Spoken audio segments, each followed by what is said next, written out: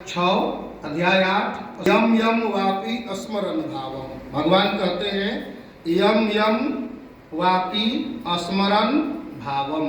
यम यम माने जो जो, वा माने अथवा, अपि माने भी, जो भी माने अथवा जो भी, स्मरण भावम माने मेरे भाव के साथ स्मरण करते हुए क्या करता है, त्यजत्यन्ते, त्यजति अंते, त्यजति अंते, त्यजति माने त्याग करता है, अंते माने अंत समय में, कलेवरम माने शरीर को, अंत समय में शरीर को जिस जिस भाव को स्मरण करते हुए त्याग करता है इस शरीर को, तब क्या, तम तम तम तम एव इति, उस भाव को ही, हे कौन्तेय उसी भाव को, माने हे अर्जुन उसी भाव को, सदा माने हमेशा, तद भाव उसी भाव से, भावित हो करके, यानी उसी भाव से भावित हो करके वह जो है उसी भाव को प्राप्त होता है। माने जिस भाव को स्मरण करते हुए अंत समय में कलेवर को यानी शरीर को जो व्यक्ति छोड़ता है उसी भाव को प्राप्त होता है। माने जैसे सोचते सोचते मरेगा वैसी बनेगा। यही कृष्ण करें गीता में, जो इसलिए मरते समय क्या सोचना चाहिए वही आगे बता रहे हैं। इसलिए तस्मात् सर्वेषु कालेषु, तस्मात् माने सभी अवस्थाओं में, तस्मात् सर्वेषु इस कारण से सभी कालों में भगवान कहते हैं माम अनुस्मर, मेरा अनुस्मरण करो, मेरा स्मरण करो। अनु माने पश्चात, स्मरण माने स्मरण करो, उसके पश्चात सदा सर्वदा किसका स्मरण करो, भगवान कहते हैं मेरा ही स्मरण करो।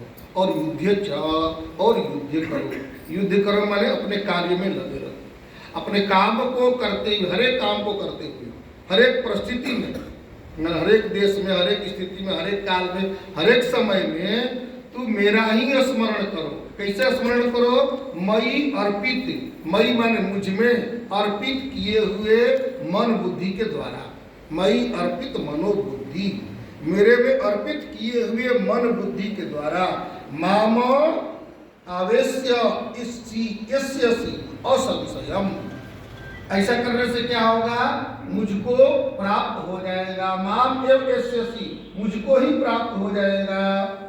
असंशय, भगवान कहते कोई संशय नहीं है इसमें, माने सभी संशयों से हट करके भगवान कहते हैं इसीलिए तुम मेरा ही स्मरण करो।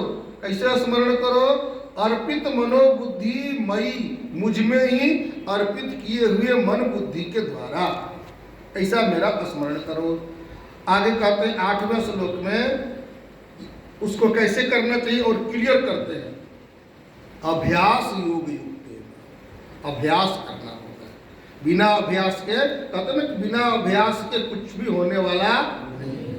सतु दीर्घ काल सत्कार सेवित दृढ़ भूमि, अभ्यास का मतलब कि दीर्घ काल तक दृढ़ भूमि बना करके अभ्यास कर रहा है, मतलब रोज नियम से अभ्यास कर रहा है, समय से अभ्यास कर रहा है, अभ्यास में त्रुटि नहीं कर रहा है। बाकी कुछ भोजन छूट जाए कोई बात नहीं, लेकिन अभ्यास नहीं उसका छूट रहा है। तो अभ्यास योग के द्वारा अभ्यास कर, योग युक्त न, युक्त माने भी योग होता है और योग माने भी योग होता है। तो प्रश्न हो जाता है कि दो बार भगवान ने, व्यास जी ने युक्त और योग दो शब्द को एक साथ क्यों जोड़ दिया। उन्होंने योग पर जोर दिया कि सबसे बढ़ करके अभ्यास योग, इसीलिए अभ्यास योग युक्त न, अभ्यास योग के योग द्वारा चेतसा, चित्त को लगावे, न अन्य गामिना, अन्य गामिना माने गमन करने वाला, जाने वाला, अन्य जगह पर जाने वाला चित्त न बने। न अन्य गामिना, नान्य गामिना, न अन्य गामिना माने अपने चित्त को अन्य जगह पर न जाने देवे, अपने मन को ऐसा अभ्यास कर ले कि मन अन्य जगह पर जाए ही नहीं। कहाँ जावे, लक्ष्य, तो लक्ष्य वृत्तित्व सती, अलक्ष्य वृत्तित्व अतिव्याप्ति, 3 प्रकार के दोष होता है। प्रत्येक लक्षणों में 3 प्रकार के दोष होता है, एक अतिव्याप्ति दोष, एक अव्याप्ति दोष, एक असंभव दोष। एक अतिव्याप्ति दोष कहते हैं, जिसे कोई परिभाषा करेगा कि गाय किसे कहते हैं, कोई बोलेगा जिसका 4 पैर होता है उसको गाय कहते हैं। चतुर्पाद वक्त्रम गौतम, जिसके 4 पैर होते हैं उसको गाय कहते हैं। तो 4 पैर बकरी के भी होता है, 4 पैर भैंस के भी होता है, 4 पैर भेड़ के भी होता है, सब गाय हो गया।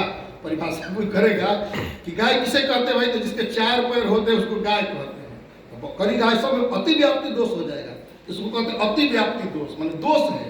तो लक्षण वैसा होना चाहिए जिसका परिभाषा किया जाए उसमें कोई दोष न निकले। तो मनुष्य को परिभाषा करेगा कोई, जिसके 2 पैर होते हैं उसको मनुष्य कहते हैं। 2 पैर वाला जितना जानवर हो जाएगा उसमें दोष चला जाएगा, तो लक्षण क्लियर नहीं कहा जाएगा ना। तो लोग अंत में परिभाषा, विद्वान लोग इकट्ठे हुए तो परिभाषा करने लगे, मनुष्य कौन है भाई, मनुष्य को कैसे परिभाषित किया जाए। सब वैयाकरणी लोग, विद्वान लोग इकट्ठे हुए, तो सबने कहा सब कोई तो 2 पैर वाला करेंगे तो वो नहीं होगा, 2 हाथ वाला करेंगे तो वो नहीं होगा, 2 आँख वाला करेंगे तो वो नहीं होगा। इन सब लक्षणों से युक्त हो करके और जो हंसता है उसको मनुष्य कहते हैं। हासत्वम मनुष्यत्वम, बाकी कोई हंसता वस्ता नहीं है, देखो मनुष्य है इसलिए हंसता है, इसीलिए मनुष्य का लक्षण हासत्वम मनुष्यत्वम, जो हंसता है उसे मनुष्य कहते हैं। मनुष्य को परिभाषित कर दिया गया।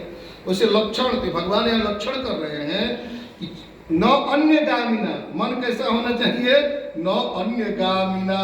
फिर कहाँ लगे मन, अभ्यास योग के द्वारा मन कहाँ लगे, तो परमम पुरुषम दिव्यम याति अनुचिंतयन। हे पार्थ, परमम पुरुषम दिव्यम याति, जो परम पुरुष दिव्य है अलौकिक है उनका अनुचिंतन करते, उनका चिंतन करते हुए परमम पुरुष दिव्यम याति, उस परम पुरुष दिव्य को वो प्राप्त होगा, वहां उसका मन जाएगा।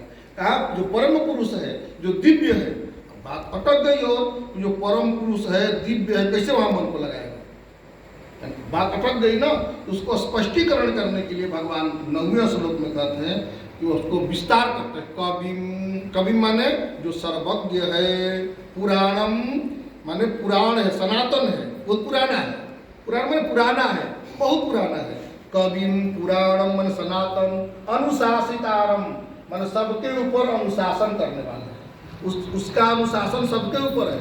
सबके ऊपर किसका अनुशासन है, उसी का अनुशासन है, माने भगवान का ही सबके ऊपर अनुशासन है, उसका अनुशासन है सबके ऊपर। अनुशासितारम है कैसा भाई, कैसे उसको स्मरण कैसे करेंगे, अरोहो अणियांसम अनुस्मरेत यः। अरोहो, अणु किसको बोलते, अणु घर के खिड़की के झरोखा में, खिड़की के झरोखा में जो प्रकाश आता है, प्रकाश, उस प्रकाश में छोटे छोटे कण दिखाई पड़ते हैं। उस कण को कोई पकड़ेगा तो पकड़ाएगा, नहीं पकड़ेगा। खिड़की में सुबह सुबह छोटी सी मकान में छेद होता है, तो छेद में जब सूर्य का प्रकाश आता है उसमें बहुत से छोटे छोटे धूल दिखाई पड़ते हैं, और धूल को कोई पकड़ना चाहेगा तो नहीं पकड़ाएगा, लगेगा हाथ में देखेगा तो धूल लगने नहीं करेगा, इसे आ रहा है धूल, तो कहते उसको कहते तरसरेणु, उसका नाम है तरसरेणु। और वैसे वैसे करोड़ों बार उससे पतला, उससे पतला, उससे पतला, करोड़ों बार टुकड़ा उसको किया जाएगा ना, उसको कहते हैं अणु। कई अणु के टुकड़ा करेंगे तो बनेगा परमाणु, जब अणु टूटेगा तो बनेगा परमाणु, जब परमाणु टूटेगा तो इसलिए कहते हैं कि अणु अणियान समनुस्मरेत, यह अणु से भी छोटा स्मरण जिस परमात्मा को करना है, वो परमात्मा जो अणु से भी छोटा है, बिल्कुल छोटा, मतलब इतना छोटा, इतना छोटा। अणु अणियान समनुस्म, स्मरण किसका करें, माने बड़ा मूर्ति का स्मरण करने के लिए नहीं कह रहे हैं, जो अणु से छोटा है उसको स्मरण करें, उसको जो स्मरण करता है।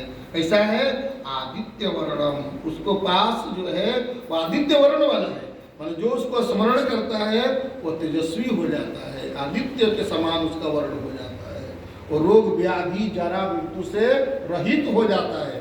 माने भगवान का स्मरण करने वाला जो होता है वो सभी व्याधियों से मुक्त हो जाता है, रोग व्याधि जरा मृत्यु उसको नहीं सताती। आदित्य वर्ण आदित्य है। वैसे तमसः परस्तात्, तमस माने अंधकार से, परस्तात् माने परे हो जाता है, वो अंधकार से तत्व जो है परे है, आदित्य के समान ज्योति वाला है और अंधकार से परे है, उसका स्मरण करना चाहिए। उसका जो स्मरण करेगा तो प्रयाण काले मनसा चले न प्रयाण काले माने मरने के समय में, मनसा माने मन को, अचलेन माने चलायमान करके नहीं, मन को अचल करते हुए, भक्त्या युक्तो भक्ति के द्वारा युक्त होकर के, यानी भक्ति के द्वारा लग करके, योग बलेन चाहिए, योग बल के द्वारा क्या करना चाहिए? योग बल के, योग साधन करेगा तो क्या करेगा? प्राण को रोकेगा, ध्यान करेगा, योग करेगा तो इससे निरोग हो जाएगा, स्वस्थ होगा, सुखी होगा। तो भ्रुवोर मध्य प्राणम आवेश्य, भ्रुवोर मध्य प्राणम आवेश्य, भ्रुवों के मध्य में, भवों के मध्य में प्राणम आवेश्य। इसके पहले गीता के 6ठे अध्याय में भगवान ने कहा नासिका के अग्रभाग पर मन को लगाओ, इधर उधर नासिकाग्रन अवलोकय, नासिका के अग्रभाग को देखो। तो भगवान ने किसको कहा नासिका के अग्रभाग? नाक का अगला भाग कौन है? नाक का अगला भाग कौन है? अग्र माने क्या? अग्र माने शुरू, अग्र माने शुरू, अग्र माने पहला। अब पहला क्या है? ये पहला है, ये तो अंतिम है। नाक शुरू यहां से होता है, यहाँ अंत हो जाता है। तो नाक का शुरू कहाँ है? यहाँ है। तो नासिका के अग्रभाग को देखने को भगवान कह रहे हैं। अग्रभाग मतलब भ्रिकुटी मध्य, अग्रभाग मतलब भ्रिकुटी मध्य, अग्रभाग मतलब भ्रिकुटी मध्य, यहाँ देखने को भगवान कह रहे हैं। तो नासिका के अगर कोई लोग नासिका के यहाँ ऐसे देखना शुरू करते हैं, अरे भाई इसको देखने को भगवान नहीं बोल रहे हैं, भगवान अग्रभाग को कह रहे हैं, भ्रिकुटी में कह रहे हैं भगवान। पहला भाग अग्र में शुरू जहां से नाक हुआ है, नाक का शुरुआत भाग होता है अग्र माने नोक भी होता है, अग्र माने नोकीला भी होता है, अग्र माने बारीक भी होता है, अग्र माने पतला भी होता है। तो अवलोक के दृष्टि को पतला करने को भगवान कह रहे हैं, मैंने अपने दृष्टि को बिल्कुल पैनी दृष्टि, बारीक दृष्टि, एकाग्र दृष्टि, केंद्रित दृष्टि, अचल दृष्टि, भगवान उसको कह रहे हैं। यही आप अचल क्या? मनसा अचल मन के अचलता के द्वारा, मन बिना चलयमान हुए मन के द्वारा, भक्त्या युक्तो योग बलेन, योग बल से मन अचल होगा और योग बल के द्वारा भ्रुवोर मध्य प्राणम आवेश्य, भ्रुवों के मध्य में, भवों के मध्य में, जो नासिका के अग्रभाग में भवों का मध्य है, जो आज्ञा चक्र है, यहाँ पर प्राण को स्थापित करते हुए आवेश्य सम्यक, सम्यक रूपेण, सम मन वह, तम मन उस, परम मन परमात्मा, पुरुष जो है, उपैति दिव्यम उपैति, उप माने समीप, आयति माने प्राप्त हो जाता है। उपैति इसलिए कहते हैं भगवान कि कोई भगवान को ढूंढने के लिए वहाँ चला जाएगा, तो इसीलिए वहाँ न जा करके अपन ही पास में बैठ करके करेगा तो मिल जाएगा। और हम लोग भगवान को ढूंढने के लिए कभी द्वारका जाएंगे, कभी जगन्नाथपुरी जाएंगे, कभी वहाँ जाएंगे, वहाँ जाएंगे, तो भगवान मिलेंगे नहीं, क्योंकि मंदिर मंदिर मूरत देखा तेरा सूरत कबहू न देखा, मन मंदिर का दीप जगा लो, दर्शन कर लो रे, दर्शन दो घनश्याम आज मोरी अखिया प्यासी रे। तो मंदिर मंदिर क्या मिलेगा? मूरत मिलेगा। जितना बाहर का, जितना भी हम लोग बाहर में पूजा, बाहर में जोग, बाहर में जप, बाहर में तप, जितना हम लोग कर रहे हैं बाहरी काम के लिए ठीक है, बाहर में सुख चाहिए, बाहर में धन चाहिए, बाहर में, इसके लिए बाहर का व्यापार है। और परमात्मा क्या है? सूक्ष्म है, सूक्ष्म यानी भीतर का विषय है, उसके लिए भीतर का व्यापार करना होगा। दूसरे प्राप्ति के लिए सबकी जरूरत है, भीड़ की जरूरत है, सबको जरूरत है। और भगवान को प्राप्त करने के लिए, सुख को प्राप्त करने के लिए अपने आप की जरूरत है। और बढ़िया शरीर स्वास्थ्य प्राप्त करना है, बढ़िया रहना है, तो बढ़िया भोजन करेंगे, स्वस्थ रहेंगे, सुखी रहेंगे।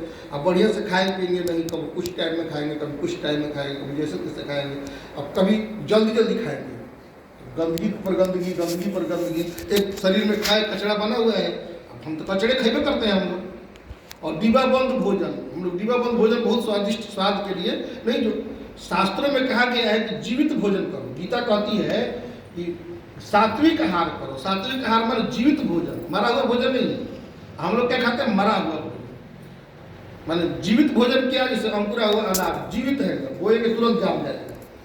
और हम लोग खाएंगे क्या? नमकीन, मिर्चा, इसको बोएंगे तो जमवे नहीं करेगा। 2 साल पहले का बना हुआ है कि अब शरीर में जाएगा तो जीवित थोड़ा बनेगा। अब मुर्दा भोजन तो मुर्दे न करेगा, और धीरे धीरे हम मुर्दा होते जाएंगे मुर्दा भोजन खा के। इसीलिए भोजन बना तो उसको फ्रिज में रख देंगे, आज बना के फ्रिज में रख दिए, फिर कल भी सब्जी निकाल के खाएंगे, परसों भी निकाल के खाएंगे, चौथा भी निकाल के खाएंगे, खाली रोटी रोटी बना लेंगे, कोई सब्जी 4 दिन चलेगा। तो भगवान कहते हैं कि सात्विक भोजन करो, माने भोजन बन गया तो सड़ना शुरू हो गया, कोई भी चीज़ पक गया तो सड़ना शुरू हो गया, तो सड़ने से पहले खा लेना चाहिए, सड़े ना। जीवित भोजन यानी पकने के बाद तो सड़ना शुरू हो जाता है ना, जल्दी खा लेंगे तो जीवित कुछ कुछ अंश रहेगा, नहीं तो अंकुरित अनाज खाएंगे तो पूरा पूरा जीवित है, फल सब्जी खाएंगे पूरा जीवित है, माने फल खाएंगे, सब्जी ज़्यादा मात्रा में खाएंगे, सब्जी का जूस पिएंगे, ताकतवर है, पेठा का जूस पिएंगे, ताकतवर है, पेठा का जूस बहुत ताकतवर है, सब रोग की दवा है, फैट कम करेगा, मोटापा घटाएगा, पतला करेगा, शरीर स्वस्थ रहेगा। इसलिए प्रेम से सदगुरुदेव भगवान की जय। चलिए हम ध्यान करें।